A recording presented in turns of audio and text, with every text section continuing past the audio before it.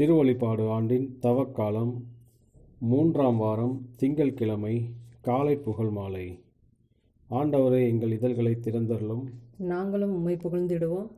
தந்தைக்கும் மகனுக்கும் தூய ஆவிக்கும் ஆட்சி உண்டாவதாக. தொடக்கத்தில் இருந்தது போல இப்போதும் எப்பொழுதும் என்றென்றும் இருப்பதாக. அழைப்பு பல்லவியும் அழைப்பு திருப்பாடலும். வாருங்கள், நமக்காக சோதனைக்கும் வேதனைக்கும் உட்பட்ட கிறிஸ்துவை நாம் போற்றுவோம். வாருங்கள், நமக்காக சோதனைக்கும் வேதனைக்கும் உட்பட்ட கிறிஸ்துவை நாம் போற்றுவோம். வாருங்கள், ஆண்டவரை புகழ்ந்து பாடுங்கள். நமது மீட்பின் பாறையை போற்றி ஆர்ப்பரியுங்கள். அவர் திருமுன் நன்றியுடன் செல்வோம். புகழ் பாக்களா அவரை போற்றி அகமகிழ்வோம். ஏனெனில் ஆண்டவர் மாண்புமிகு இறைவன், அனைத்து தெய்வங்களுக்கும் அனைத்திற்கும் மேலான பேரரசர். பூ உலகின் ஆழ்பகுதிகள் அவர் தம் கையில் உள்ளன. மலைகளின் கொடுமுடிகளும் அவருக்கே உரியன. கடலும் அவருடையதே, அவரே அதை படைத்தார். உலர்ந்த தரையும் அவர் கைகளை உருவாக்கின. வாருங்கள், தாழ்பணிந்து அவரை தொழுவோம். நம்மை உருவாக்கிய ஆண்டவர் முன் முழந்தாள் இடுவோம். அவரே நம் கடவுள், நாமோ அவரது மேய்ச்சலின் மக்கள். நாம் அவர் பேணி காக்கும் ஆடுகள். இன்று நீங்கள் அவர் குரலுக்கு செவி கொடுத்தால் எத்தனை நலம். அன்று மெரிபாவின் பாலை நிலத்தின் மாசாவின் செய்தது போல் உங்கள் இதயத்தை கடினப்படுத்தி கொள்ளாதீர்கள். அங்கே உங்கள் மூதாதி என்னை சோதித்தனர். என் செயல்களை கண்டிருந்தும் என்னை சோதித்து பார்த்தனர். 40 ஆண்டுகளின் தலைமுறை எனக்கு வெறுப்பூட்டியதால் நான் உரைத்தது. அவர்கள் உறுதியற்ற உள்ளங்கொண்ட மக்கள், என் வழிகளை அறியாதவர்கள். எனவே நான் சினமூற்று நான் அளிக்கும் இறைப்பாட்டின் நாட்டிற்குள் நுழைவே மாட்டார்கள் என்று ஆணையிட்டு கூறினேன். தந்தைக்கும் மகனுக்கும் தூய ஆவிக்கும் ஆட்சி உண்டாவதாக. தொடக்கத்தில் இருந்தது போல இப்போதும் எப்போதும் என்றென்றும் இருப்பதாக. ஆமீன். வாருங்கள், நமக்காக சோதனைக்கும் வேதனைக்கும் உட்பட்ட கிறிஸ்துவை நாம் போற்றுவோம். வாருங்கள், நமக்காக சோதனைக்கும் வேதனைக்கும் உட்பட்ட கிறிஸ்துவை நாம் போற்றுவோம். பாசுரம். கிறிஸ்துவே எம் இள ஞாயிறே, இருளை உளம்நின் அகற்றிடுவீர். மண்ணில் பகலை புதுப்பிக்க புண்ணிய ஒளியும் ஒளிரட்டுமே. தக்க காலம் இதை நீர் தந்து குத்துண்ட உளத்தை எம்மில் படைத்தீர். பொறுத்தீர் எம்மை நெடுங்காலம், பெருமணம் கொண்டெமை பொறுப்பீரே. எத்துணை பெருங்குறை இருந்திடினும் அத்தனை அனைத்தையும் பொறுத்திடுக. எவ்வகை தவமும் யாம் செய்ய உம் பெருங்கொடையை அருள்வாயே. நாளொன்று வரும், அது உம் நாளே. மீளவும் அதில் அனைத்தும் புதிதாகும். திருநாள் அதனில் யாம் மகிழ்வோம். பெருநாள் அதுவென புகழ்வோமே. கடவுளே, மூவொரு இறைவனே, படைப்புகள் அனைத்தும் உமை வணங்கும். மன்னிப்பாய் புது மனிதரென இன்னிசை உமக்கு பாடிடுவோம். ஆமேன். ஆண்டவரே, உமது இல்லத்தில் தங்கியிருப்போர் நற்பேறு பெற்றோர். ஆண்டவரே, உமது இல்லத்தில் தங்கியிருப்போர் நற்பேறு பெற்றோர். வான் படைகளின் ஆண்டவரே, உம் உறைவிடம் எத்துணை அருமையானது. என் ஆன்மா ஆண்டவரின் கோவில் முற்றங்களுக்காக ஏங்கி தவிக்கின்றது. என் உள்ளமும் உடலும் என்றுமுள்ள இறைவனை நினைந்து களி கூறுகிறது.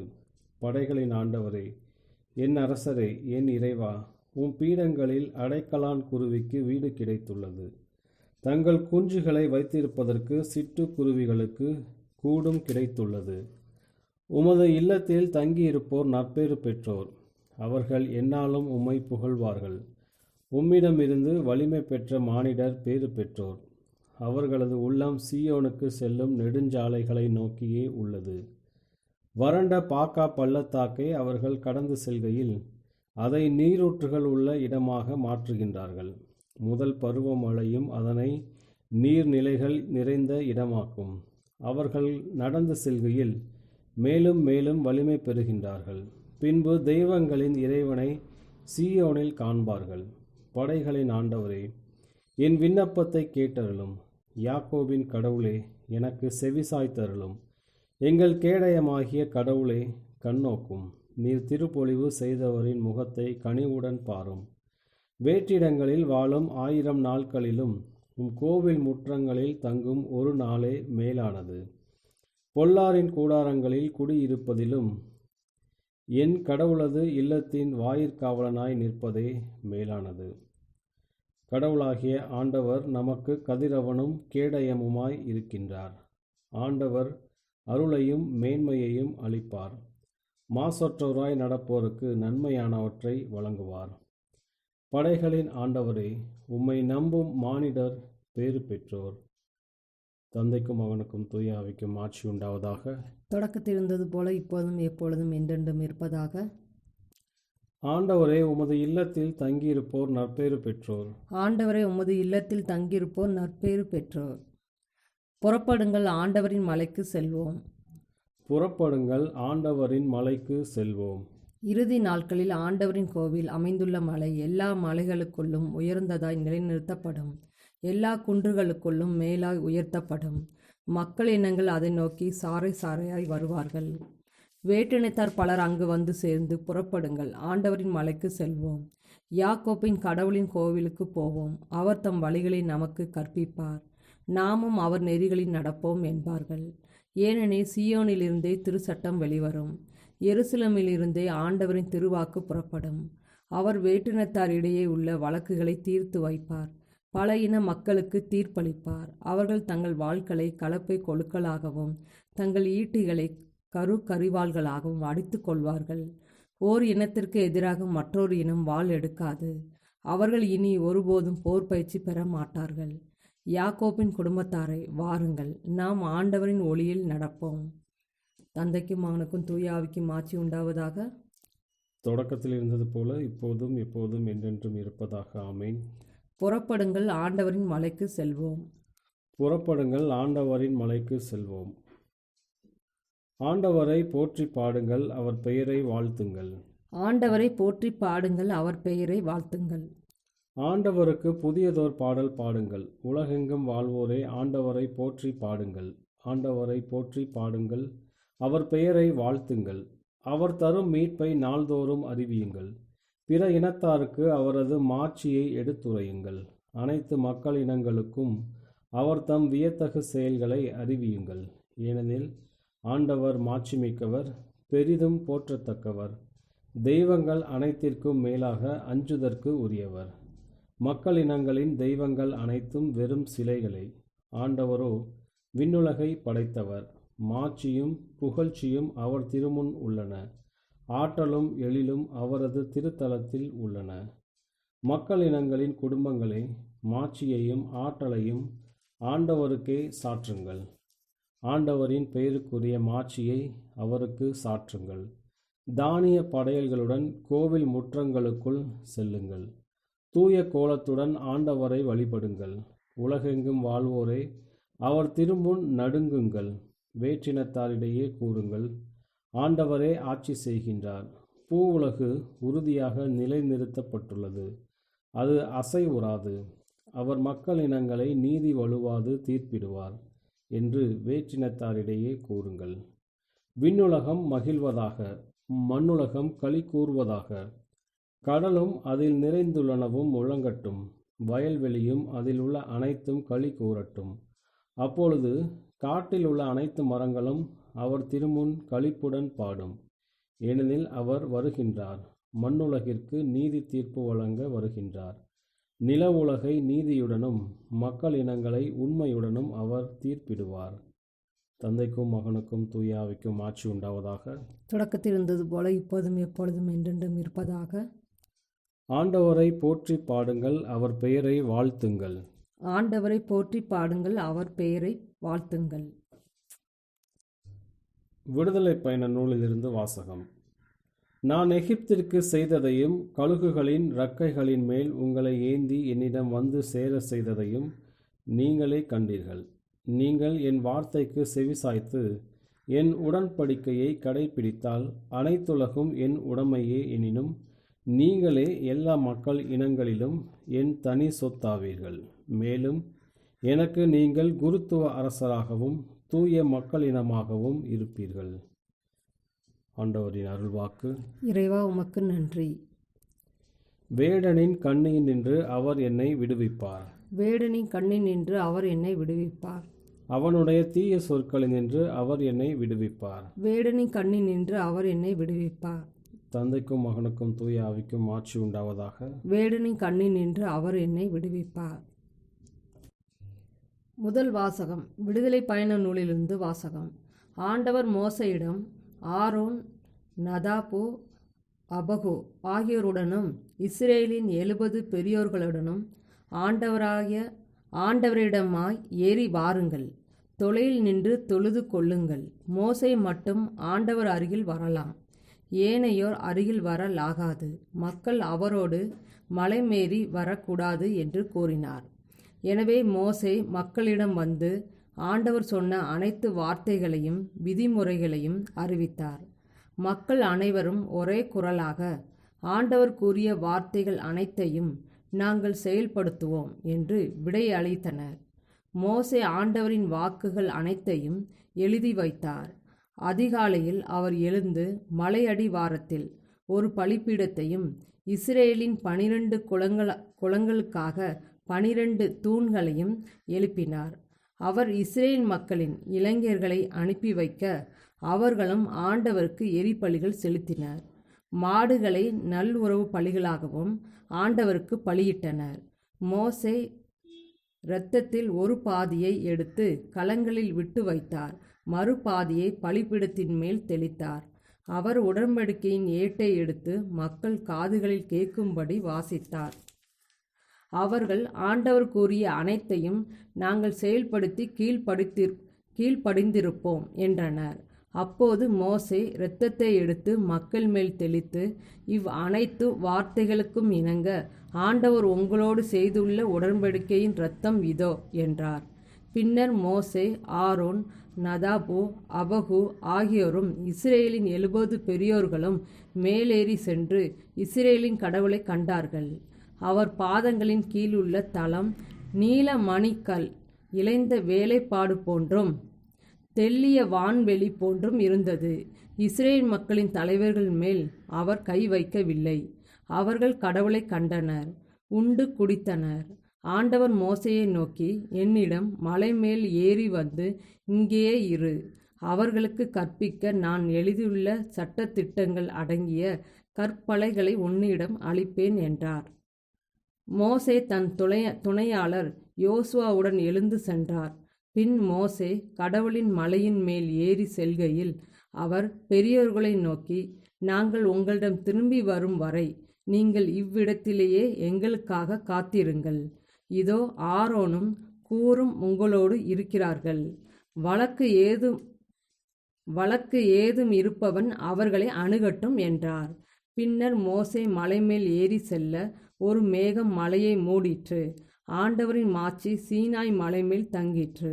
மேகம் மலையை 6 நாட்களாக மூடியிருந்தது. 7ஆம் நாள் அவர் மேகத்தின் நடுவில் நின்று மோசேயை அழைத்தார். மலை உச்சியில் ஆண்டவரது மாட்சியின் காட்சி பற்றி எரியும் நெருப்பு போன்று இஸ்ரேல் மக்களின் கண்களுக்கு தெரிந்தது. மோசே மேகத்தின் இடையே புகுந்து மலைமேல் ஏறி சென்றார். மோசே மலையில் 40 பகலும் 40 இரவும் தங்கியிருந்தார். ஆண்டவரின் அருள்வாக்கு. இறைவனுக்கு நன்றி. 2ஆம் வாசகம். ஆண்டவரை குறித்து மட்டுமே பெருமை பாராட்டுவாயாக. ஆயரான புனித பெரிய பேசில் ஆற்றிய பிரசங்கம். ஞானி தன் ஞானத்தையும் வலியவன் தன் வலிமையையும் செல்வந்தன் தன் செல்வத்தையும் குறித்து பெருமை பாராட்டலாகாது. எனவே சரியான பெருமை பாராட்டல் என்பது என்ன? மனிதனுடைய மேன்மையின் ஊற்று யாது? மறைநூல் கூறுகின்றது, பெருமை பாராட்டுபவன் இதை குறித்து பெருமை பாராட்ட வேண்டும். நானே ஆண்டவர் என்பதை அறிந்து புரிந்து கொண்டதை பெருமை பாராட்ட வேண்டும். மனிதன் மேன்மை இதோ, மனிதனின் மகிமையும் கம்பீரமும் இதோ. மேன்மையானதை உண்மையில் அறிந்து கொண்டு அதை பற்றியவாறு மகிமையின் ஆண்டவரிடமிருந்து மகிமையை நாட வேண்டும். அப்போஸ்தலர் நமக்கு கூறுகின்றார், பெருமைப்படுவோன் ஆண்டவரை குறித்து பெருமை பாராட்டுவானாக. சற்று முன் அவர் இங்கனம் கூறினார், நமது ஞானமாகவும் நமது ஏற்புடைமையாகவும் நமது புனிதப்படுத்தலாகவும் நம் மீட்பாகவும் கிறிஸ்துவை இறைவன் நியமித்தார். இவ்வாறு எழுதப்பட்டது போல பெருமை பாராட்டுவோன் ஆண்டவரை குறித்து பெருமை பாராட்டுவானாக.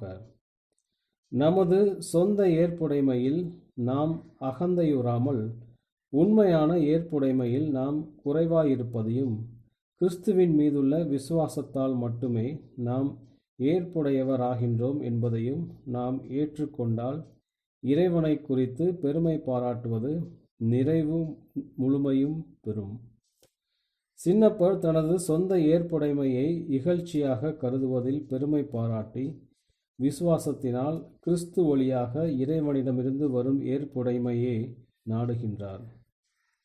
கிறிஸ்துவையும் அவரது உயிர்த்தெழுதலின் வல்லமையையும் மட்டுமே அறிந்தவராய் இறந்தோரினின்று உயிர்த்தெழுதல் அடைவோம் என்ற நம்பிக்கையில் அவரது சாவின் சாயலை ஏற்றுக்கொள்வதால் அவரது துன்பங்களில் நட்புறவு கொள்ள அவர் விரும்புகின்றார்.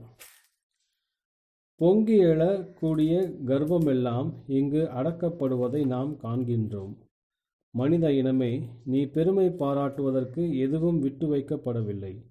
உனக்கு சொந்தமான அனைத்தையும் கொண்டு கிறிஸ்துவில் உள்ள எதிர்கால வாழ்வை நாடுவதில்தான் உன் பெருமை பாராட்டுதலும் நம்பிக்கையும் அடங்கியுள்ளது. அதன் முதற்கனிகளை நாம் பெற்றிருப்பதால் நாம் ஏற்கனவே அதன் மத்தியில் இருக்கின்றோம். இறைவனின் கொடையிலும் அருளிலும் முழுமையாகவே நாம் வாழ்கின்றோம். இறைவன் தாமே நம்மில் ஊக்கமுள்ளவராய் செயல்படுகின்றார். அவரது நல்ல நோக்கத்திற்கு ஏற்ப சித்தத்தையும் சாதனையையும் ஒருமிக்க அவர் நமக்கு அளிக்கின்றார். அவரது ஆவியின் வழியாக நமது மாட்சிமைக்காக இறைவன் முன்னரே தீர்மானித்துள்ள திட்டத்தில் அவரது ஞானத்தை நமக்கு வெளிப்படுத்துகின்றார். நமது உழைப்பில் இறைவன் அவரது வல்லமையையும் பலத்தையும் அளிக்கின்றார். மற்றவர் எல்லாரை காட்டிலும் நான் கடினமாய் உழைத்துள்ளேன் என்கிறார் சின்னப்பர். ஆனால் இதை நான் செய்யவில்லை, மாறாக என்னில் இருக்கும் இறைவனின் அருளே இதை செய்தது. நம் மனித எதிர்பார்ப்பிற்கும் மேலாக இறைவன் அபாயங்களினின்று நம்மை காப்பாற்றுகின்றார். சாவின் தீர்ப்பை நாம் பெற்றது போல நமக்குள் நாம் உணர்ந்திருந்தோம். இவ்வாறு நம்மை நாம் நம்பாமல் இறந்தோரை உயிர்ப்பிக்கும் இறைவனையே நம்புவோம். எத்துணை பெரிய அபாயத்தினின்று அவர் நம்மை விடுவித்தார். இப்பொழுதும் அவர் நம்மை விடுவிக்கின்றார். அவரில் நாம் நம்பிக்கை கொள்வோம், ஏனெனில் மீண்டும் அவர் நம்மை விடுவிப்பார். ஆயரான புனித பெரிய பேசில் ஆற்றிய பிரசங்கம். இன்றைய நற்செய்தி வாசகம். லூக்கா எழுதிய தூய நற்செய்தியிலிருந்து வாசகம். இயேசு நாசரேத்துக்கு வந்திருந்த போது தொழுகை கூடத்தில் மக்களை நோக்கி கூறியது, நான் உறுதியாக உங்களுக்கு சொல்கிறேன், இறைவாக்கினர் எவரும் தம் சொந்த ஊரில் ஏற்றுக்கொள்ளப்படுவதில்லை. உண்மையாக நான் உங்களுக்கு சொல்கிறேன். எலியாவின் காலத்தில் 3½ ஆண்டுகளாக வானம் பொய்த்தது, நாடெங்கும் பெரும் பஞ்சம் உண்டானது. அக்காலத்தில் இஸ்ரேலரிடையே கைம்பெண்கள் பலர் இருந்தனர். ஆயினும் அவர்களுள் எவரிடமும் எலியா அனுப்பப்படவில்லை. சீதோனை சேர்ந்த சாரிபாத்தில் வாழ்ந்த ஒரு கைம்பெண்ணிடமே அனுப்பப்பட்டார். மேலும் இறைவாக்கினர் எலிசாவின் காலத்தில் இஸ்ரேலரிடையே தொழுநோயாளர்கள் பலர் இருந்தனர். ஆயினும் அவர்களுள் எவருக்கும் நோய் நீங்கவில்லை. சிரியாவை சார்ந்த நாமானுக்கே நோய் நீங்கியது. தொழுகை கூடத்தில் இருந்த யாவரும் இவற்றை கேட்டபோது சீற்றங்கொண்டனர். அவர்கள் எழுந்து அவரை ஊருக்கு வெளியே துரத்தி அவ்வூரில் அமைந்திருந்த மலை உச்சியிலிருந்து கீழே தள்ளிவிட இழுத்து சென்றனர். அவர் அவர்கள் நடுவே நடந்து சென்று அங்கிருந்து போய்விட்டார். ஆண்டவரின் அருள்வாக்கு. கிறிஸ்துவே உமக்கு புகழ். செக்கரியாவின் பாடலும் முன்மொழியும். நான் உறுதியாக உங்களுக்கு சொல்கிறேன், இறைவாக்கினர் எவரும் தம் சொந்த ஊரில் ஏற்றுக்கொள்ளப்படுவதில்லை. நான் உறுதியாக உங்களுக்கு சொல்லுகிறேன், இறைவாக்கினர் எவரும் தம் சொந்த ஊரில் ஏற்றுக்கொள்ளப்படுவதில்லை. இஸ்ரேலின் கடவுளாகி ஆண்டவரை போற்றுவோம், ஏனெனில் அவர் தம் மக்களை தேடி வந்து விடுவித்தருளினார். தம் தூய இறைவாக்கினர் வாயினார் தொடக்கம் முதல் அவர் மொழிந்தபடியே அவர் தம் ஊழியராகிய தாவீதின் குடும்பத்தில் வல்லமையுடைய மீட்பர் ஒருவர் நமக்காக தோன்ற செய்தார். நம் பகைவரிடமிருந்தும் நம்மை வெறுப்போர் அனைவரின் பிடியிலிருந்து நம்மை மீட்பார். அவர் நம் மூதாதையருக்கு இரக்கங்காட்டி தம் தூய உடன்படிக்கை நம் தந்தையாகிய ஆபிரகாமுக்கு அவரிட்ட ஆணையையும் நிறைவேற்ற நினைவு கூர்ந்தார். இவ்வாறு நாம் பகைவரின் பிடியிலிருந்து விடுவிக்கப்பட்டு தூய்மையோடும் நேர்மையோடும் வாழ்நாள் எல்லாம் அச்சமின்றி அவர் திருமுன் பணி செய்யுமாறு வழிவகுத்தார். குழந்தாய், நீ உன்னத கடவுளின் இறைவாக்கினர் எனப்படுவாய், ஏனெனில் பாவ மன்னிப்பால் வரும் மீட்பை அவர் தம் மக்களுக்கு அறிவித்து ஆண்டவருக்கான வழியை செம்மைப்படுத்த அவர் முன்னே செல்வாய்.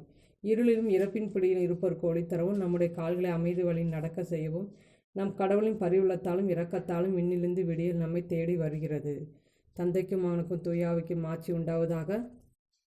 தொடக்கத்தில் இருந்தது போல இப்போதும் எப்போதும் என்றென்றும் இருப்பதாக. ஆமேன். நான் உறுதியாக உங்களுக்கு சொல்கிறேன், இறைவாக்கினர் எவரும் தம் சொந்த ஊரில் ஏற்றுக்கொள்ளப்படுவதில்லை. நான் உறுதியாக உங்களுக்கு சொல்லுகிறேன், இறைவாக்கினர் எவரும் தம் சொந்த ஊரில் ஏற்றுக்கொள்ளப்படுவதில்லை. மன்றாட்டுகள். நம் மீட்பராகிய இயேசு கிறிஸ்து வாழ்த்தப் பெறுவாராக. அவர் தமது இறப்பினால் நமக்காக மீட்பின் பாதையை திறந்துள்ளார். அவரிடம் மன்றாடுவோம். ஆண்டவரே, உம்முடைய மக்களை உண்மை வாழ்வின் வழியில் நடத்தியறலும். இரக்கமுள்ள கடவுளே, திருமுழுக்கில் எங்களுக்கு ஒரு புது வாழ்வை கொடுத்தீர். நாங்கள் என்றும் உமது சாயலில் வளர்வோமாக.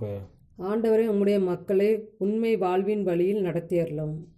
இன்று தேவைகளில் இருப்போருக்கு நாங்கள் மகிழ்ச்சியை கொடுப்போமாக. அவர்களுக்கு நாங்கள் உதவி செய்வதன் வழியாக உமது அருகே எங்களை ஈர்த்தருளும். ஆண்டவரே, உம்முடைய மக்களை உண்மை வாழ்வின் வழியில் நடத்தியறலும். எது உகந்ததோ எது நல்லதோ அதை நாங்கள் செய்ய உதவியருளும். எப்பொழுதும் முழு உள்ளத்தோடு உம்மை தேட செய்தருளும். ஆண்டவரே, உம்முடைய மக்களை உண்மை வாழ்வின் வழியில் நடத்தியறலும். நாங்கள் பிறரை பன்முறை புண்படுத்தியதற்காகவும் உமது குடும்பத்தின் ஒற்றுமையை பாதுகாக்க தவறியதற்காகவும் எங்களை மன்னித்தருளும். ஆண்டவரே, எங்கள் மீது இரக்கமாயிரும். ஆண்டவரே, உம்முடைய மக்களை உண்மை வாழ்வின் வழியில் நடத்தியறலும். நம்முடைய தனிப்பட்ட மன்றாட்டுகள். ஆண்டவரின் இறைவேண்டல். விண்ணுலகில் இருக்கிற எங்கள் தந்தையே, உமது பெயர் தூயது என போற்றப்படுக. உமது ஆட்சி வருக. உமது திருவுளம் விண்ணுலகில் நிறைவேறது போல மண்ணுலகிலும் நிறைவேறுக. எங்கள் அன்றாட உணவை இன்று எங்களுக்கு தாரும். எங்களுக்கு எதிராக குற்றம் செய்வோரை நாங்கள் மன்னிப்பது போல எங்கள் குற்றங்களை மன்னியும். எங்களை சோதனைக்கு உட்படுத்தாதையும், தீமையிலிருந்து எங்களை விடுவித்தள்ளும். கிறிஸ்துவின் சமாதானம் உம் ஆன்மாவோடு இருப்பதாக. இறுதி மன்றாட்டு. நிறைப்பொருளே ஆண்டவரே, இடைவிடாத உமது கருணையால் உமது திருச்சபையை தூய்மையாக்கி பாதுகாத்தருளும். திருச்சபையில் உமது ஆதரவின்றி பாதுகாப்புடன் நிலைத்திருக்க இயலாது. ஆகவே உமது துணை தந்து திருச்சபையை என்றும் ஆண்டு நடத்தியருளும். உம்மோடு தூய ஆவியின் ஒன்றிப்பில் இறைவனாய் என்றென்றும் வாழ்ந்து ஆட்சி செய்கின்ற எங்கள் ஆண்டவரும் உமது திருமகனுமாகிய இயேசு கிறிஸ்து வழியாக உம்மை மன்றாடுகிறோம். ஆமீன். ஆண்டவர் நம்மை ஆசீர்வதித்து தீமைகள் அனைத்திருந்தும் பாதுகாத்து நிலை வாழ்வுக்கு அழைத்துச் செல்வாராக. ஆமீன்.